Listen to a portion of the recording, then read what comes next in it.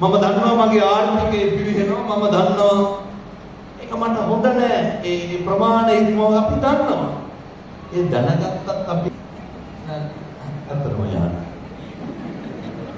ඔය ඉඳගෙන නිකන් හිතන්න මීය ගැන කතා මොකද දැන් මට කියන මී දෙන මී තිමි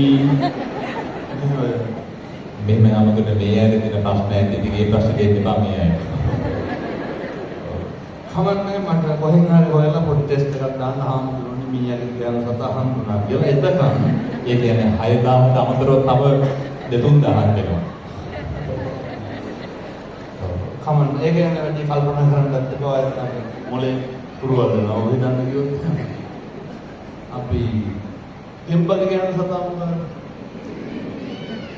ගෙම්බි වෙනත් ගෙම්බියේ કોઈ මීයේ કોઈ කසාද බඳිනවනේ අපි දන්නවා මේක හරියන්නේ නැහැ මේක ගැලපෙන්නේ නැහැ මේකේ හැබැයි අවසානයේ විනාශය මේ ගෙම්බට ගෙම්බි මීයයි බඳිනවා බඳලා හදන්න කමාරක් කැලේ එහෙම යනකොට මේ වෙනද ගෙම්බිට විශ්වාස නැති හින්දා ගෙම්බි වැල් පොටක් කරගෙන ගැට ගන්නවා කායද මීයා කකුල එක කොනක් ගැට ගන්නවා අනිත් එක ගෙම්බි කකුල ගැට ගන්නවා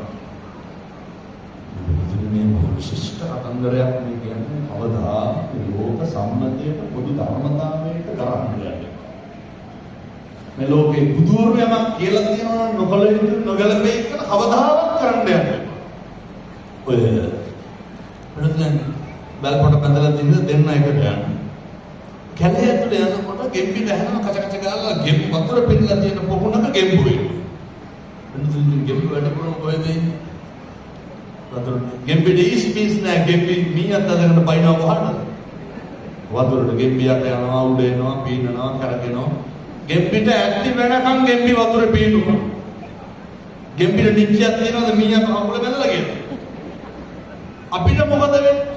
අපි ඇත්ති තරම් මේක විනෝද වෙනවා අපි ඇත්ති තරම් මේකේ අර බજાર භාෂාවෙන් කියන්නේ කොහොමද ආතල් ගන්නවා ඒ ඇත්ති තරම් අපි තෘප්තිමත් වෙනවා අපේ මනස වැරදි කියලා දැනගත්ත අපේ සන්තුෂ්ටිය වෙනුවෙන් අපි කටයුතු කරනවානේ අපි දන්නේ නැහැ අර අපේ කකුලේ මොකක්ද බැඳලා තියෙන්නේ අපේ අනිත් පැත්තේ මොකක්ද ඉන්නේ අපේ ආතල් එකෙන් විනාශ වෙන්නේ කවුද මේ අපි කරන වැරදි වලින් අපේ අනවශ්‍ය විනායාම් තුලින් විනාශ වෙන එකක් තියෙනවා.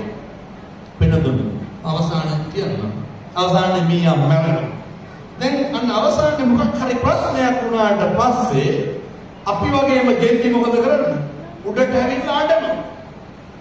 මීයා මරුණට පස්සේ ගෙම්බි මොකද කරන්නේ? උඩට ඇවිල්ලා අඬනවා.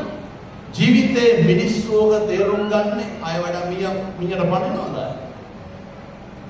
ශිෂ්ටත්වයේ කියන එක කර බුදුහාමුදුරුවෝ ගන්න විනයෝච සුසික්කිතෝ මිනිස්සුන්ට අධ්‍යාපනයේ විතරක් නෙමෙයි හොඳ විනයක් තියෙනවා.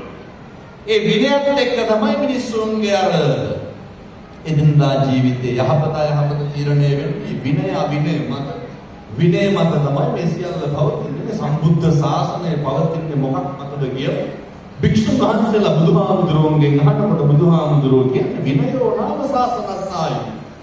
විනය තමයි ශාසනයේ ආයුෂ. එහෙනම් ඉතින් සමාජය ගැන කවර කතාවද?